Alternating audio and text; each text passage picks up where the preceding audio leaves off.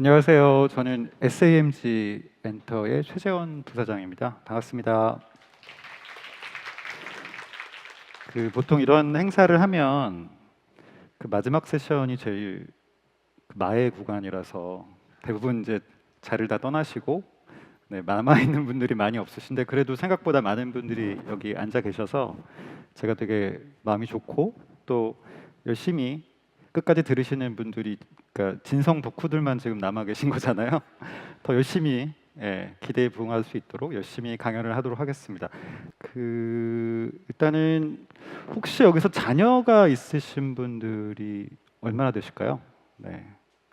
역시 생각보다 많지 않으시네요. 네. 아무래도 판교나 이 IT 쪽에 계신 분들이 뭐 미혼도 많으시고 뭐 자녀가 없으신 분들도 좀 많으셔서 티니핑에 대해서 어느 정도 이해를 하신 분들도 있고 최근에 좀 핫하니까 어느 정도 알고 있지 뭐 이런 분들도 있으실 것 같아요. 그래서 자녀가 있으신 분들은 제가 이 자리를 빌어서 좀 섭섭한 사죄의 말씀을 좀 드리고 싶고 아무튼 감사합니다. 예. 이제 저희가 이제 작년에 영화를 개봉하면서 굉장히 많은 또 변화들이 생겼는데 이제 어떤 관점에서 저희 IP들이 지금 태동을 했고 앞으로 또 어떻게 확대 발전할 건지 전체적으로 좀 설명을 드리도록 하겠습니다. 시간이 없으니까 이제 본론으로 들어갈게요. 일단은 오늘은 먼저 전체적인 글로벌 시장 환경들 그리고 저희 회사에 대한 간략한 소개 그리고 티니핑이 어떤 히스토리를 거쳤고 또 앞으로는 어떻게 발전할 건지 그렇게 요약해서 설명을 좀 드리겠습니다. 이게 이제 조금 옛날 자료긴 한데 굉장히 많은 미디어 IP들이 있잖아요. 뭐 영화나 게임이나 드라마나 돈을 많이 벌고 있는 롱런 IP들이 있는데 뭐 여러 가지 관련 조사들을 보면 이 탑 10 안에 들어가는 대부분의 IP들이 대부분 캐릭터나 게임이나 애니메이션, 게임이 아니에요. 애니메이션, 만화, 약간 그쪽이 많다는 결과들이 많이 올라오고 있어요. 대표적인 게 이제 포켓몬이랑 이제 헬로키티인데 딱 보셔도 뭐 미키마우스도 그렇고 뭐 앙팡맨도 그렇고 뭐 디즈니 프린세스도 그렇고 약간 애니메이션이나 캐릭터 IP들이 굉장히 많은 돈들을 벌고 있는 게 사실이고요. 우리가 익히 아는 영화나 드라마보다 훨씬 더 많은 부가가치들을 창출하고 있고 대부분의 IP들이 일본이나 미국 IP인 걸로 확인이 되고 있습니다. 또 재밌는 점은 저 그래프에서 노란색 포션이 제품 매출, 그러니까 MD 매출이에요. 그러니까 실질적으로 우리는 많은 영상이나 뭐 게임이나 약간 미디어 컨텐츠를 많이 보고 있지만 실질적으로 이익을 만들고 제품의 매출을 견인하는 분야는 제품 쪽이 많습니다. 실제로는 스타워즈만 보시더라도 우리는 영화 IP로 알고 있지만 제품 매출이 훨씬 더 많고요. 포켓몬도 원래 게임에서 출발했지만 돈은 제품이나 카드, 뭐 TCG 카드 이런 데서 많이 벌고 있죠. 이런 것들을 보면 캐릭터 시장이 이제 어떤 식으로 나아갈지가 좀 보이고요. 캐릭터 사업의 부가가치가 얼마나 큰지도 저희가 알 수 있겠죠. 자, 근데 이제 뭐 여러 가지 흐름들이 이제 K 콘텐츠의 기회가 있다라고들 얘기는 하는데 지금 위기이기도 하고 기회이기도 한 것 같습니다. 일단은 저희 관점에서 보기에는 일본이나 미국 회사들이 많이 올드해졌고 왜 일본 IP들이 아직도 전 세계를 지배하고 있긴 하나 뭐 그런 얘기 많이 하잖아요. 뭐 사골게리온이다 뭐 이런 얘기들 40년 50년이 이제 많이 넘어갔기 때문에 그나마 저희 우리나라의 어떤 IP들이 기회가 있다고 보고 있고 지금 한국의 컨텐츠 시장을 리드하고 있는 대부분의 뭐 게임 회사든 뭐 드라마 회사든 K-팝 회사든 이런 회사들이 미국이나 일본의 IP의 제작 문법을 잘 이해하고 있고 또 K스러운 차별화 포인트를 굉장히 높은 퀄리티로 잘 녹여내고 있기 때문에 음악 시장에서도 그렇고 컨텐츠 시장에서 굉장히 좋은 반응을 얻고 있다라고 저희는 생각을 합니다. 자, 그러면 이런 시장의 흐름이 이런 애니메이션이나 캐릭터에도 과연 반영이 될 것이냐라고 봤을 때 저는 반영이 될 수 있다라고 보는 입장이에요. 그게 이제 K-팝이랑 저희 시장을 조금 그러니까 동떨어진 시장처럼 보이지만 굳이 꿰어 맞춰 보자면 K-팝이 어떻게 흥했고 지금 어떻게 글로벌하게 뻗어나가는지 너무나 다 잘 알고 계시잖아요.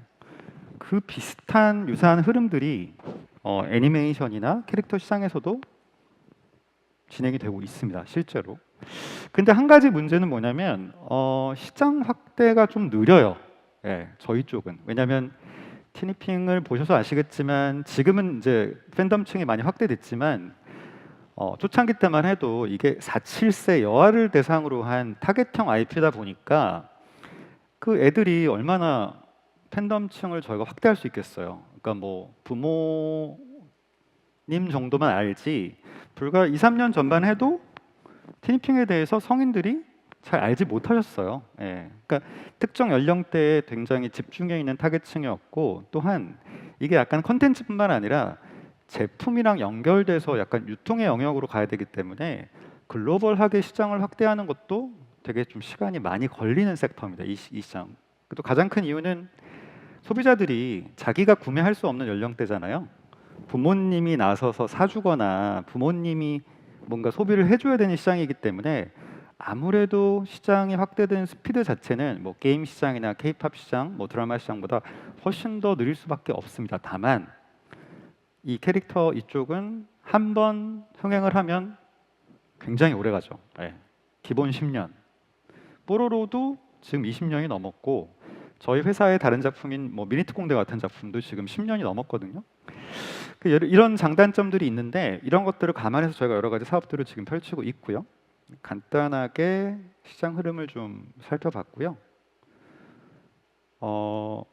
저희 회사가 지금 이제 SAMG 엔터라고 좀 이름이 어려운데 원래는 3G라는 회사였어요. 3G 애니메이션이라는 회사였고 그 글로벌 그래픽 그룹이라는 어떤 그 목표를 가지고 무려 2000년에 그러니까 지금으로 따지면 25년 전에 저희 대표님께서 청년 창업하셨고요. 그때 한창 뭐 벤처나 IT 버블이 막 시작되던 시기였습니다. 2000년대 초반이. 그때 이제 3D 애니메이션 스튜디오로서 본격적으로 출발을 했고 굉장히 많은 기록들을 가지고 있어요. 한국에서 애니메이션 제일 많이 만들었고 상도 많이 받고 애니메이션 잘 만들고 했는데 되게 안타까운 점은 저희 회사가 애니메이션은 너무나 글로벌하게 잘 만들었는데 계속해서 그 돈을 많이 번 회사는 아니었습니다. 예.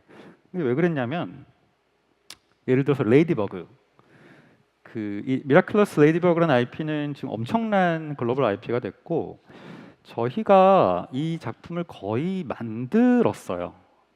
재밌는 건 이제 IP의 홀더는 프랑스 회사고 이 회사가 이 IP를 처음 기획할 때 이거를 약간 재패니메이션 스타일로 만들까 아니면 3D 스타일로 만들까 고민을 하다가 도에이와 도에이는 잘 아시죠? 어떤 회사인지 세계 최고의 애니메이션 회사고 저희가 경쟁을 했습니다. 예. 그래서 저희가 이 IP를 3D로 다 디자인하고 스타일을 만들어내고 그러니까 지금 보시는 이 레이디버그의 되게 매력적인 캐릭터의 룩을 저희가 만들었죠. 근데 결론적으로는 저희는 별로 이 작품으로 돈을 번 게 별로 없어요. 예. 왜냐하면 저희가 IP 홀더가 아니었고 당시에 저희는 사업적으로 준비가 되는 회사가 아니라 애니메이션을 정말로 잘 만드는 회사였기 때문에 제작 기술만 좋았지 실제로 사업을 해서 저희가 이익을 내진 못했습니다. 더군다나 IP의 홀더가 아니었기 때문에 여러 가지 권한이나 권리들을 보호하지도 못했고 결론적으로는 쉽게 남 좋은 일 한 거죠. 그런 안타까운 역사들이 있었고요. 그 다음에 저희 회사를 이제 대중적으로 좀 알리기 시작한 거는 미니특공대라는 작품입니다. 아마 여기서 조금 연령대가 낮으신 분들은 어렸을 때 좀 보신 분들도 있으실 것 같아요. 아니면 뭐 조카분이나 뭐 자녀분들 옛날에 보여준 분들도 있을 것 같은데 미니특공대라는 IP가 한국뿐만 아니라 중국에서 굉장히 히트를 하면서 저희 회사가 본격적으로 애니메이션 IP를 다양화하고 애니메이션뿐만 아니라 완구라든가 여러 가지 제품들을 만들어낼 수 있는 시스템을 갖추기 시작했습니다. 그러면서 회사가 본질적으로 좀 변화하기 시작했고요. 이게 한 10년 전쯤이라고 생각하시면 될 것 같아요. 그래서 저희가 좀 여러 가지 그 비즈니스 스트럭처 자체를 좀 새롭게 정립을 했는데 전에 저희 회사도 굉장히 많은 손실을 기록했었어요. 보시면 아시겠지만 뭐 몽카트나 뭐 와치카 같은 10여 년 전 IP들이 굉장히 많은 손실을 기록해서 힘들었던 시절들이 분명히 있었고요. 그런 여러 가지 시행착오를 거치면서 저희 회사는 좀 애니메이션을 만들고 사업을 하는 원칙들을 재정립하기 시작합니다. 먼저 이게 좀 K 컨텐츠의 특징이긴 한데 일본이나 미국에서 히트했던 장르물의 공식을 일단 가져와요. 예를 들면 미니특공대는 전대물이라는 공식을 가져오는데 그 전대물이라는 게 뭐 파워레인저 이런 거 잘 아시잖아요. 굉장히 좀 진지하고 어둡습니다. 실제로 전대물은 그게 한국의 키즈 시장이랑 맞지 않죠. 그래서 동물특공대라는 요소를 새롭게 추가해서 저희가 약간 코믹스럽고 굉장히 밝은 스타일의 키즈용 전대물을 만든 게 미니특공대였고요. 티니핑 같은 경우도 이게 만들어질 때 과정들을 제가 되게 생생히 기억을 하고 있는데 마법 소녀물이라는 장르를 저희가 어떻게 보면 가져왔죠. 예, 그거는 이제 뭐 여러분들 잘 아시는 뭐 세일러문이나 요술공주 민키나 이런 검증된 장르물이잖아요. 근데 그 장르물에 저희가 도전을 해야 되는데 새로운 BM이 좀 필요한 거예요. 왜냐하면 그 고전적인 이 마법 소녀물의 BM이라는 게 뭐냐면 뭐 요술봉을 팔거나 뭐 인형을 팔거나 약간 그런 되게 한정돼 있습니다. 근데 그 저희가 이제 기획하는 시점 자체가 벌써 한 8, 9년 전인데 그때부터 약간 트렌드가 여아물에서 약간 공주, 뭐 요술봉 이런 것들이 되게 약간 진부하고 또 젊은 엄마들 차원에서는 아 너무 이렇게 약간 백마탄 왕장님 기다리는 공주는 원치 않아. 약간 이런 또 흐름들도 있었고 그래서 뭔가 좀 이런 새로운 사회 트렌드에 맞춰서 새로운 형태의 마법 소녀물을 만들 수 없을까 고민을 하다가 저희가 뭐 포켓몬스터나 코코밍 같은 약간 다양한 몬스터나 요정들이 나오고 그것들을 수집하는 형태의 비즈니스 모델을 결합해 보자. 새로운 시도를 한 거죠. 근데 이런 새로운 시도들이 재미난 점은 기존의 일본 회사들이 하긴 좀 어려워요. 여러 가지 이유들이 있습니다. 왜 그러냐면 이미 그 회사들은 너무나 큰 대기업이 되어버렸고 하나의 IP가 40년, 50년 계속 반복해서 소비가 되다 보니 고정된 틀을 깨기가 되게 어려워요. 근데 그래서 저희한테 오히려 좀 기회들이 있는 거죠. 그 실제로 미니특공대나 트리핑이 처음에 나왔을 때 메이저 시장의 담당자들의 반응은 별로 좋지 않았어요. 이거 뭐지? 이게 전대물도 아니고 이게 전대물인데 왜 이렇게 동물이 나와? 이게 뭐야 도대체? 그리고 뭐 이게 마법 소녀물인데 요정은 왜 나오는 거야 도대체? 요정은 왜 잡지? 마법 소녀물이? 약간 그런 고정관념에 갇힌 그런 일본이나 미국에 있는 담당자들의 반응은 아직도 있습니다. 하지만 소비자들은 다르죠. 소비자들은 더 재밌고 더 신선한 걸 항상 원하거든요. 그리고 그런 것들을 선입관 없이 가장 잘 받아들이는 시장이 어디냐면 한국이에요. 한국 소비자들이 굉장히 현명하고 똑똑한고요. 그 다음으로 그런 것 편견 없이 받아들이는 시장이 어디냐면 중국입니다. 중국. 레거시가 없어요. 중국 소비자들은 전혀 선입관이 없기 때문에 그런 것들을 편견 없이 받아들일 수 있죠. 그리고 이제 뭐 몇 가지 더 원칙들이 있지만 아이들이 좋아할 만한 디자인, 컬러 그리고 되게 이 포인트가 되게 중요한데 제품들을 솔직히 한국 시장만 놓고 봤을 때는 시장 규모가 되게 줄어들고 있어요. 왜냐하면 잘 아시겠지만 출산율 자체가 지금 뭐 20만 명이 되네 마네 이런 시장이잖아요. 불과 10여 년 전에 40만, 50만이었는데 지금은 인구수로 따지면 절반으로 줄어든 시장이기 때문에 저희는 매출을 올려야 되는데 시장 규모가 줄어서 방법은 하나밖에 없어요. 뭐냐면 한 명이 많이 사게 한다. 그래서 죄송합니다. 그래서 네, 굉장히 죄송합니다. 그 수집형 피규어나 로봇도 최근에 저희가 나오는 메탈 카드봇이나 이런 거 보시면 다 수집 컬렉터블이에요. 이렇게 변화할 수밖에 없고 뭐 게임 회사 계시니까 너무 잘 아시잖아요. 예, 콜렉팅이 얼마나 중요하고 과금하는데 유리한지에 대해서는 뭐 본질적으로 게임 BM이나 저희의 BM이 크게 다르지 않은 거죠. 예. 그나마 저희가 좀 더 뭐랄까 유해하지 않은 네 죄송합니다. 아무튼 그래서 그런 전략들이 철저하게 반영되어서 나온 겁니다. 티니핑은. 그러니까 절대로 실패하지 않을 작품이 나온 거고 그 뒷단에는 20년 동안 축적해놓은 저희 회사의 그 뭐랄까요 애니메이션 제작 역량? 일단 저희는 제품 회사 이전에 애니메이션 스튜디오이기 때문에 저희 회사에 있는 스튜디오에서 높은 퀄리티의 애니메이션을 만들어주고 그 뒷단에 이런 BM들이 붙었기 때문에 어떤 지금의 성과들이 미약하나마 있다고 생각이 들고요.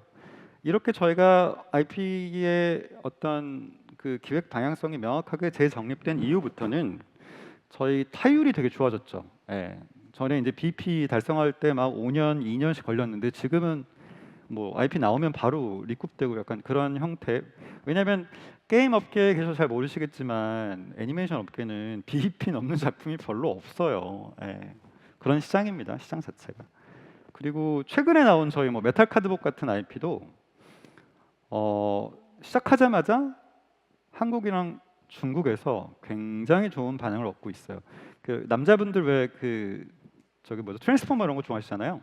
메탈 카드복 한번 검색해서 보시면 아이들 애니메이션이라고 볼 수 없을 정도의 퀄리티가 나옵니다. 예, 그냥 트랜스포머랑 똑같아요. 한번 보시면 좋으실 것 같고 아무튼 이래서 저희가 명확한 IP 계획 방향성이 잡힌 이후에는 회사가 잘 굴러가기 시작했다라고 말씀드릴 수 있고요. 자 이제 티니핑이 그러면 이제 어떤 흐름으로 지금 계속해서 시장과 소통하고 있는지 좀 설명을 드릴게요. 여기는 좀 티니핑에 대해서 잘 아시는 분들도 있고 모르시는 분들도 있으니까 좀 이렇게 디테일하게 좀 설명을 드리겠습니다. 일단은 캐치 티니핑은 TV 시리즈예요. 그 만화 영화 잘 안 보시잖아요. 자녀 있으신 분들 아니시면 11분짜리 26개가 한 시리즈고요. 여태까지 시즌 5가 나왔으니까 뭐 대충 계산해도 100개가 넘는 에피소드들이 있죠. 그리고 저희가 그 대충은 아시겠지만 애니메이션 에피소드 하나에 새로운 핑들이 하나씩 나오잖아요. 그쵸? 꼭 나와야 되죠. 계속 잡아야 되니까. 그래서 이제 그 여태까지 나온 핑들이 이제 100여 마리가 넘죠. 뭐 대충 120마리? 아 저도 잘 모르겠어요. 이제는 누가 누군지도 잘 모르겠고 너무 많이 나오다 보니까. 근데 뭐 포켓몬스터든 뭐 지금 3,000마리 있는데 뭐 그러니까 저희가 가야 할 길이 아직 멀죠. 예. 그 보시면 미세한 차이들이 있으실 거예요. 보면 시즌 1에 나온 티니핑과 시즌 5에 있는 티니핑 다 다르잖아요. 저희가 시즌별로 좀 컨셉이 있어요. 그래서 뭐 이게 약간 디저트 컨셉의 시즌도 있고 별자리 컨셉도 있고 뭐 열쇠 뭐 이런 형태도 있고 그래서 시즌별로 컨셉이 있고 매 시즌마다 중심이 되는 테마 스토리들이 있습니다.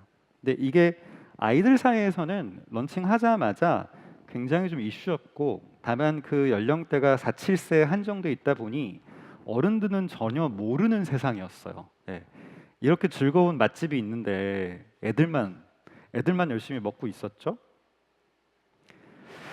일단은 현재까지는 저희가 완구 중심의 사업을 하고 있고요. 그 일단은 이게 국내 기준인데 티니핑 피규어가 지금 대략 700만 개 정도 국내에서만 팔렸습니다. 그러니까 뭐 한 마리가 나오면 기본적으로 막 5만 개, 6만 개씩은 팔리는 시장이고 4, 7세 여아가 대충 계산해 보면 한 60만, 70만 정도 되는데 한 아이들이 대략 국내 모든 여자아이들이 한 10개씩은 가지고 있다고 생각하시면 될 것 같습니다. 네, 거듭 죄송합니다. 네. 저희도 이렇게 될 줄 몰랐어요. 이게 여담이긴 한데 원래 저희가 시즌 1 때 원래 저희가 정말 하고 싶었던 게 랜덤이었거든요. 그렇죠. 랜덤을 했으면 더 큰 사회적 무리를 그러니까 진짜 게임처럼 랜덤 형태로 구매 과정의 재미를 더 주고 싶었는데 그때는 저희가 뭐 여러 가지 회사의 규모도 작았고 랜덤 사업을 하면 되게 많은 투자가 필요하기 때문에 이게 게임 아이템처럼 쉽게 추가할 수 있는 게 아니잖아요. 이게 생산도 해야 되고 재고 관리도 해야 되는데 여러 가지 현실적인 제약 때문에 네 그렇게까지 하진 못했죠. 하여튼 그럼에도 불구하고 굉장히 매니아층을 확산시키면서 이제 좋은 제품 판매량을 보이고 있고요. 그 넷플릭스나 뭐 중국에 있는 OTT, 뭐 중국 공중파에서도 거의 다 1등을 차지하고 있습니다. 그리고 이제 저희가 행사 같은 것들이 굉장히 많아요. 보시면 이게 이제 자녀가 없으신 분들은 잘 모르시겠지만 그 아이들은 집에 있으면 미치거든요. 네. 그래서 애가 미치면 엄마도 미치고 엄마가 미치면 아빠도 미치기 때문에 주말에 어디든 꼭 가야 되는데 갈 만한 곳들이 그렇게 많지는 않아요. 그래서 주로 이제 쇼핑몰이나 이제 아울렛 이런 데 많이 가시는데 저희가 기본적으로 행사를 하면 아이돌 팬사인회 정도의 그 트래픽이 발생을 합니다. 근데 이제 저희가 되게 좋은 점은 뭐냐면 저희 회사는 별로 도움이 안 되는데 유통사 입장에서는 키즈 쪽은 1+2예요. 그러니까 한 명이 움직이지 않고 최소 셋에서 넷이 움직이잖아요. 저희 집은 4명 움직여요. 할머니까지 있어서. 그러니까 이제 4명이 가면 기본적으로 팝업이 있으니까 뭐 물건도 하나 사야 되고 애들은 배고프잖아요. 밥 먹어야 돼요. 예. 4인 가족이 쇼핑몰에서 밥 먹으면 기본적으로 10만 원 이상 나오죠. 그리고 밥 먹고 끝나는 게 아니라 간식도 먹어야 되고 뭐 쇼핑도 하고 하면 기본적으로 15만 원에서 20만 원을 쓰고 와야 되는 거예요. 그러니까 이제 저희 팝업이나 이런 행사들이 유통사 입장에서 엄청나게 좋은 기회죠. 왜냐하면 그 상권 자체가 굉장히 큰 매출을 기록할 수 있어서 이게 팬덤형 IP라는 게 얼마나 큰 파워를 지니고 있는지, 그러니까 티니핑으로 인해서 단순히 저희가 완구를 많이 판다를 넘어서서 이런 직간접적인 주말의 상권에도 굉장히 지역 경제에도 많은 영향을 미치고 있고요. 이 사진을 제가 왜 보여드리냐면 이게 인천에 있는 어디 쇼핑몰 행사였는데 이날이 온도가 39.5도였어요. 근데 안 가세요. 왜냐하면 이제 티니핑 쇼를 하니까 애들은 봐야 되잖아요. 그러니까 부모님들이 좀 힘드시더라도 애들하고 데리고 와서 쇼도 보고 소비도 하시고 이제 이런 형태의 팝업 행사나 오픈런 행사들을 저희가 굉장히 많이 하고 있죠. 예. 그 처음에는 저희가 투자를 해서 많이 행사를 진행했는데 지금은 좀 그래도 좋은 조건으로 저희가 이런 행사들을 진행을 하고 있습니다. 근데 이 작년부터 이제 저희의 고민은 좀 이런 부분이 있었어요. 뭐냐면 우리는 키즈 브랜드로 가야 될 것이냐 아니면 패밀리 브랜드로 가야 할 것이냐는 고민이 좀 있었어요. 이게 왜냐면 한국에 많은 좋은 완구 기업과 키즈 IP 회사들이 있는데 업사이드가 항상 좀 제한적인 거예요. 키즈 IP인 경우에. 이게 저희도 티니핑이나 뭐 미니특공대로 많은 키즈 사업들을 벌였지만 이 시장에 한정된다는 거는 뭐 이런 거죠. 저희가 콜라보 할 수 있는 브랜드도 되게 제한적이고 그 시장 자체가 작다 보니까 뭐 제대로 된 라이센싱 사업이나 큰 사업들을 하기가 좀 어려웠습니다. 그런 한계들이 있었고, 근데 만약에 저희가 디즈니나 유니버셜이 가지고 있는 그런 IP처럼 전 세대를 아우를 수 있는 캐릭터가 된다면 굉장히 많은 부가가치를 만들 수 있겠죠. 예, 그게 한국 키즈 IP 기업들의 어떤 숙제 같은 거기도 합니다. 예. 이게 굉장히 본질적으로 좀 다른 이슈이기 때문에 완구 사업에 그칠 것이냐 아니면 진짜로 패밀리 브랜드가 돼서 굉장히 여러 가지 사업들을 펼칠 수 있을 것이냐. 그러면 자, 키즈에서 패밀리로 넘어가려면 과연 어떤 사업이나 어떤 컨텐츠를 만들어야 되냐라는 고민에서 저희가 영화 사랑의 핫쇼핑이 나오게 된 겁니다. 예. 이 모든 기획은 제가 아니고요. 저희 대표님께서. 네. 그러니까 이 영화 사랑의 핫쇼핑도 저희는 굉장히 많은 야심을 가지고 만든 영화예요. 실제 제작비는 저희가 뭐 한 4, 50억 정도 큰 예산을 들이진 못했지만 본질적으로 그 IP의 타겟층을 이 IP를 통해서 이 컨텐츠를 통해서 넓혀보자라는 차원으로 만들었고 근데 저의 경쟁작은 디즈니 같은 IP잖아요. 근데 좀 달리 보셔야 돼요. 왜냐하면 디즈니나 미국의 애니메이션들은 성인 영화입니다. 본질적으로 키즈가 아니에요.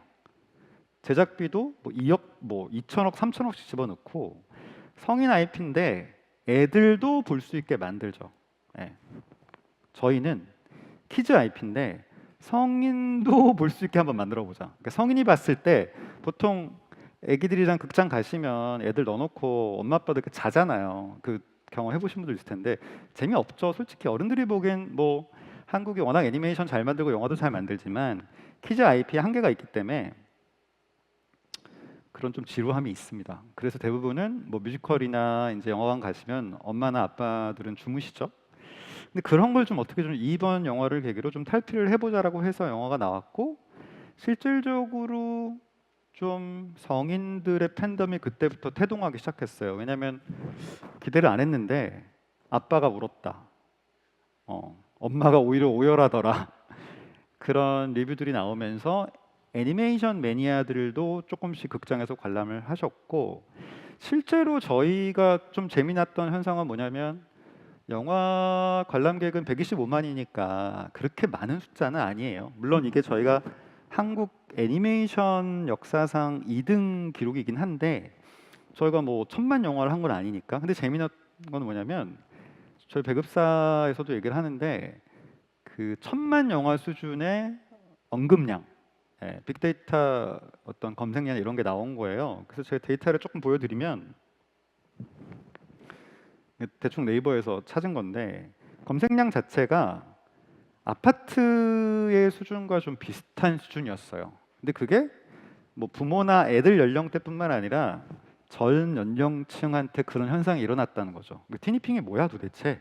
다들 궁금해하셨잖아요. 작년 막 영화 개봉하고 저희가 좀 알고리즘의 수혜를 처음 저희도 받아봤거든요. 그러니까 알고리즘에서 밀어주기 시작하니까 갑자기 유튜버들이 티니핑 관련 컨텐츠를 쏟아내기 시작하고 그런 파워 유튜버들이나 인플루언서들이 또 붙기 시작하니까 대중들의 관심이 더 늘어나셨죠. 그래서 그 한국에서 굉장히 이슈됐던 아파트 신드롬에 버금가는 수준의 소셜 언급량이 저희가 기록이 됐고요.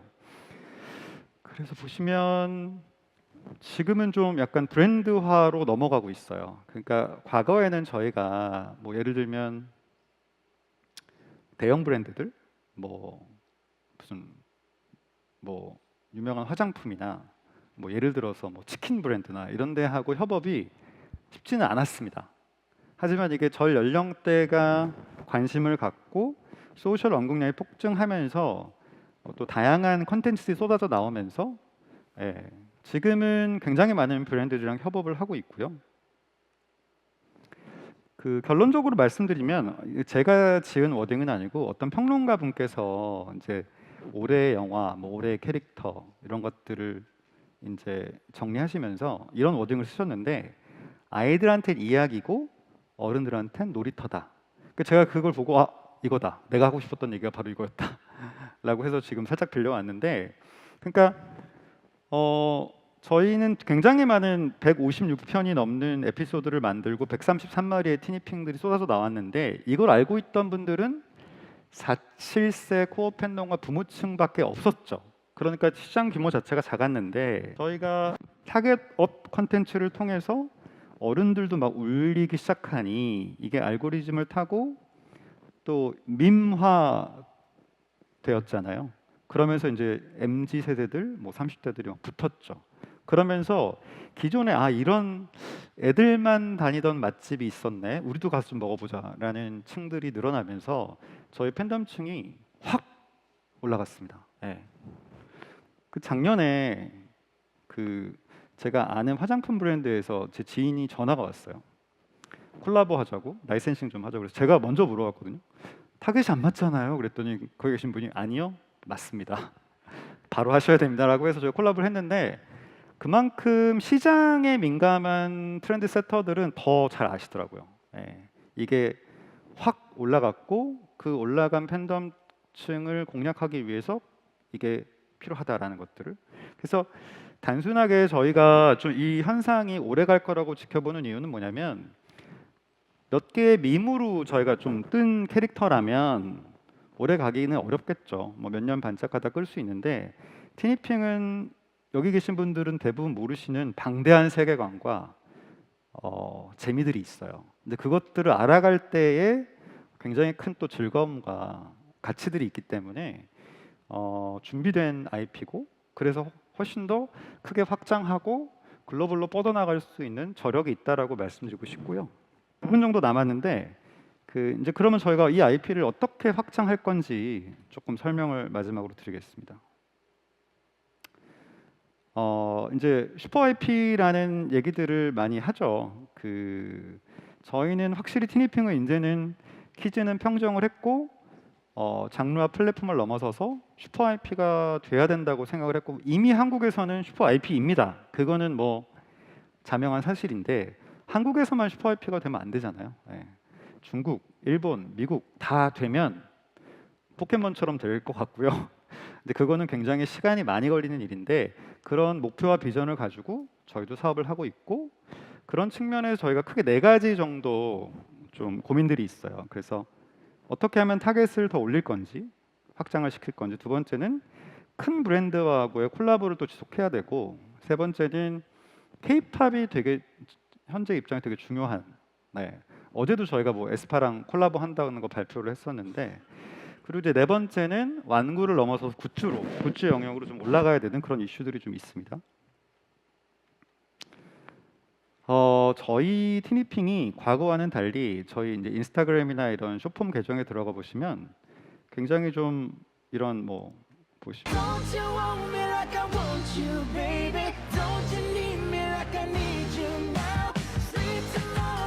네 감사하게도 이 아티스트님께서 이걸 보시고 잠깐 인스타에 올려주셔가지고 저희가 엄청나게 감사했죠. 네. 그러니까 이런 식의 정말 새로운 컨텐츠 왜냐하면 이게 저희가 애니메이션 회사이기 때문에 가능한 거예요. 이게 저희는 바로바로 3D로 지금 뭐 게임 엔진 돌려가지고 굉장히 빨리 만들 수 있거든요. 근데 AI 같은 게 접목되면 더 빨리 만들 수 있겠죠. 그리고 이제 저희 TV 시리즈도 보시면 이게 이번 시즌 그 변신 장면인데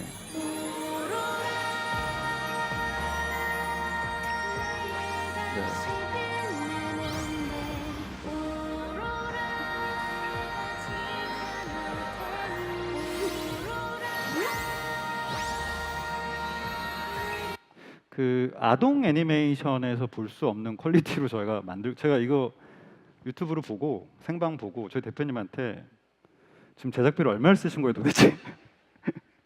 제가 좀 항의성 뭐 그렇게 많이 항의한 건 아니었고요. 근데 기존의 제작비보다 훨씬 더 많은 제작비를 투입해서 굉장히 힘을 많이 주고 어른 성인 애니메이션 매니아들이 보셔도 재밌다. 야 이거 진짜 대단하다는 정도 수준의 작품들을 만들고 있어요. 그리고 2차 창작 콘텐츠 되게 중요한데 예를 들면 뮤지컬 같은 경우도 저희가 그냥 제작사에 맡기는 게 아니라 이번에 저희 그 일루셔니스트 이은결 씨가 직접 총연출해서 일반 키즈 뮤지컬의 한 3배 정도의 제작비를 투자해서 대작으로 만들었어요. 아직 못 보셨죠? 네. 8월 달에 앵콜 공연이 있으니까 디큐브에서 꼭 한번 보셨으면 좋겠고요. 조카분들이랑. 그래서 굉장히 가족을 다 만족시킬 수 있을 정도의 컨텐츠를 만들기 위해서 굉장히 많은 투자를 하고 있습니다. 회사에서는.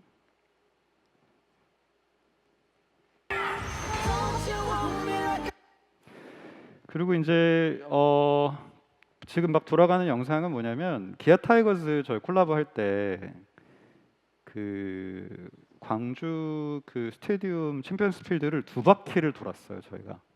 그러니까 공식 굿즈를 구매하시려고 굉장히 많은 분들이 방문해 주셔서 그 위력을 저희도 체감을 했고 저희가 이제 콜라보 대상이 뭐 이런 뭐 게임 회사들 그리고 제가 듣기로는 이 쿠키런도 저희 콜라보 이후에 뭐 방문객이나 뭐 MAU가 굉장히 폭발적으로 급증한 걸로 알고 있고요.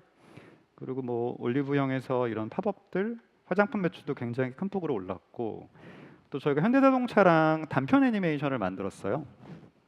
유튜브에 있습니다. 한번 보세요. 왜냐하면 이 단편 애니메이션이 어른들이 봐도 재밌을 정도 수준, 거의 극장판의 퀄리티로 만들었고, 아이오닉 자동차 회사들도 고민은 뭐냐면 이게 약간 가족형으로 다가가야 되는데 이게 자동차 회사가 주는 이미지 자체가 좀 딱딱하잖아요. 그리고 애들을 유인할 만한 이게 뭔가 후킹할 만한 요소가 없는데, 저희하고 콜라보 이후에 실제로 그 현대 그 고양시에 모터 스튜디오가 있어요. 거기서 전시를 저희가 5월, 6월 했는데 기록적인 인파가 모여서 그 굉장히 현대 측도 한박 웃음을 지으셨고, 그리고 그 단편 애니메이션도 그 자연스럽게 아이오닉이 잘 노출되면서 굉장히 훌륭한 마케팅 성공 사례로 지금 평가를 받고 있습니다. 그래서 이렇게 저희가 빅 브랜드, 글로벌 브랜드랑 굉장히 많은 콜라보를 하면서 작년하고는 또 달리 올해는 IP의 가치가 더 올라가고 있죠.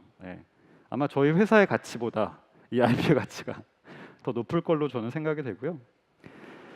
또 중요한 거는 이제 K-팝인데, 이제 작년부터 저희가 K-팝 회사들한테 되게 많은 콜라보 제안을 받았습니다. 왜냐하면 K-팝 회사들도 이 초등, 유아 이쪽이 굉장히 또 공략해야 되는 포인트인데, 이쪽으로 어떻게 공략할지에 대한 구체적인 방법론이 그렇게 많이 있지는 않습니다. 저희는 전략적으로 일단은 지금은 SM이랑 뭐 하투아라는 신인 아티스트, 그리고 에스파라는 워낙 지금 뭐 또 잘 나가신 아티스트 분들하고 운 좋게 콜라보를 하게 돼서 관련한 굿즈라든가 피규어 같은 것들을 같이 출시를 하기로 했고요. 이런 것들이 또 저희 입장에서는 팬덤을 높이고 범아시아 글로벌로 확장하는 데 굉장히 큰 도움이 되는 게 사실입니다. 예. 그리고 양사가 굉장히 좀 결이 다른 회사라서 양사의 장점들을 좀 발휘해서 성공적인 결과물들을 지금 내놓기 위해서 굉장히 노력을 하고 있고, 결과물들은 이제 곧 뭐 6월이잖아요. 지금 신곡들 나오고 하니까 6월 말 7월 정도에 되게 재밌는 컨텐츠라든가 또 뭐 제품들 같은 것들, 굿즈 같은 것들 보실 수 있을 거예요. 그리고 이제 마지막으로 굿즈 쪽인데, 한국에서는 최근에 이제 팜마트 같은 회사들이 굉장히 이슈가 되고 있죠. 주식 하시는 분들 다 아시죠? 팜마트라는 회사가 지금 시총이 60조가 넘었습니다. 60조. 한국의 게임 회사들을 다 합쳐도 지금 팜마트 하나도 안 될 정도의 굉장히 글로벌하게 성공하고 있는 기업인데, 이 기업이 코로나 전에 저도 뭐 자주 가고 교류를 했던 회사인데 정말 글로벌 사업을 잘했습니다. 예, 여담인데 여기 글로벌 사업 담당하시는 분은 한국 분이세요. 예, 진짜 사업을 너무 잘하시고 계시고, 이 회사가 지금 매출이 2조 원을 넘어섰고, 지금 동남아를 넘어서서 유럽이나 북미까지 진출을 하고 있고 굉장히 탁월한 성과를 보이고 있는데, 또 미니소라는 또 브랜드도 있어요. 중국에는 원래 미니소도 원래는 자파를 취급하는 회사였는데 피벗을 되게 빨리 잘했어요. 캐릭터로. 그래서 이런 굿즈, 그러니까 10대, 20대, 30대를 겨냥해서 캐릭터 관련 제품들을 판매하는 플랫폼으로 자리를 잡아서 이 회사도 지금 시총이 한 6조 원, 7조 원, 매출도 한 2조 원 정도 되는 거대 기업으로 성장했어요. 이 미니소는 매장이 지금 4천 개 정도 될 겁니다. 예, 어마어마하게 큰 기업이 됐고요. 저희가 이제 넥스트 전략은 이런 겁니다. 그러니까 티니핑의 팬덤 기반으로 새로운 굿즈들을 만들고 단순하게 왕구를 벗어나서 MZ들이 환영할 수 있는 다양한 굿즈 제품을 만드는 게 목표고요. 그런 시도들을 올해 저희가 처음 해보고 있고, 가시적인 성과들은 이제 올해 내년 나올 것 같습니다. 마지막으로 저희가 이제 어떻게 진행하고 있는지 말씀을 좀 드렸고, 여기 계신 분들 대부분 게임 회사 분이니까 저희가 지금 되게 요원한 것들이 게임 쪽하고의 콜라보레이션은 지금 많이 하고 있는데, 오리지널 게임을 많이 만들고 싶어요. 저희도 그 정도의 어느 팬덤이라든가 캐릭터 숫자가 충분하기 때문에 수집형 RPG라든가 뭐 포켓몬고 같은 형태의 게임이라든가 뭐 여러 가지 종류의 게임, 힐링 게임이라든가 캐주얼 게임이라든가 이런 사업 요소들이 되게 많이 있기 때문에 넥슨을 포함해서 이 방송을 보고 계신 많은 게임 회사 분들이 저희 회사에 연락을 주시면 좋겠고, 저희도 많이 찾아뵙고 같이 K 컨텐츠를 시장에 활성화하고 글로벌 사업을 할 수 있는 형태의 게임을 만들기 위해서 저희도 많이 노크를 할 테니까 업계에서도 많은 관심을 가져주셨으면 감사하겠습니다. 네, 이상으로 발표는 마치고요. 네.